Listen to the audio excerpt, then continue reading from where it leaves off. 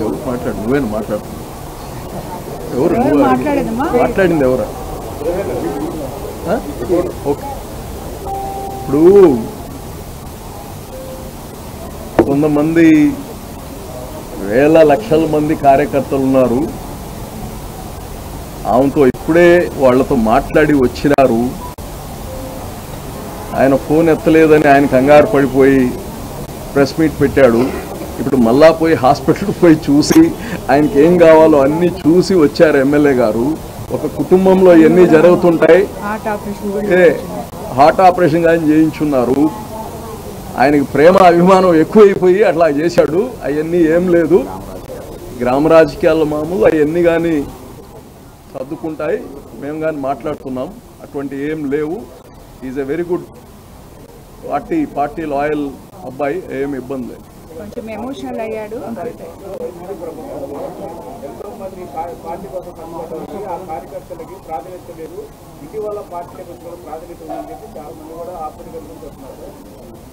జనరల్గా ఇప్పుడు వీళ్ళు వచ్చారు, అదే నాయకులందరూ వెనక నిలబడారు. ఇప్పుడు రాగానే కూర్చొని పెట్టాము, రాగానే 4 రోజులు అట్లా అనిపిస్తుంది అందరూ ఒకటే. సో కొత్తగా రాగానే వాళ్ళతో మాట్లాడడం, వాళ్ళ దగ్గర తీయడం, వాళ్ళతో మన కుటుంబంలో కలిసేప్పుడు 4 రోజులు అట్లా అనిపిస్తుంది. దానికే కంగారు పడిపోతే అట్టా మీ ఆస్తులు తీసుకెళ్ళిపోయినట్టు ఏం లేదు. కుటుంబంలో కొత్త వాళ్ళు వస్తుంటారు, కుటుంబం పెరిగేదట్ట. మా ఓట్లు మాయి, జగన్ ఓట్లు జగని అనేది కాదు కదా. మనం చేసే మంచి పనులకి వేరే వాళ్ళని తెచ్చుకోవాలి. కార్యకర్తలను కానీ మన కుటుంబం చూసి, తెలుగుదేశం పార్టీని చూసి వేరే వాళ్ళు కానీ మన పార్టీలో చేరినప్పుడు ఆ 2-3 రోజులు, ఎందుకంటే పార్టీ వల్ల కాదు, ఆ గ్రామంలో వాళ్ళకు ఉండే డిఫరెన్సెస్ ఉంటాయి. 4 రోజులు అది ఉంటాయి, తర్వాత వాళ్ళు కలిసి పని చేసుకుంటారు, అది సహజంగా ఉంటాయి. అవన్నీ కానీ దానికోసం కానీ ప్రత్యేకంగా ప్రతి మండలానికి కానీ కోవూరు వరకు స్పెషల్గా కోఆర్డినేటర్స్ ఉన్నారు. ఎక్కడ సమస్యలు లేకుండా చేస్తాము.